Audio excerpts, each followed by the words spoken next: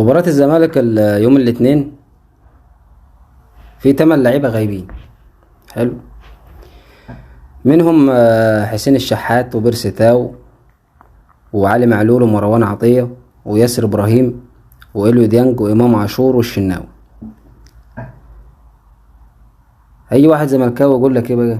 يقول لك لا يا باشا احنا ما يهمناش. لا والله يهمك، ارتاح في دي حكاية يهمك. لا والله يهمك فعلا، لان انت ما فزتش على الاهلي من ايام نهائي كاس مصر لما كان امام عاشور معاكم. حلو. عندنا لعيبة وتشكيلة حلوة في مكان علي معلول، في كريم الدبيس، ومكان حسين الشحات في رضا سليم، ومكان ديانج في سلي، ومكان امام عاشور في قفشه، ومروان عطية مكانه كوكا، وفي عندك وسام ابو علي وكهرب، ومعنا مهاجم تالت ربنا يعينه مودست. فما تقلقش ان شاء الله هنفوز.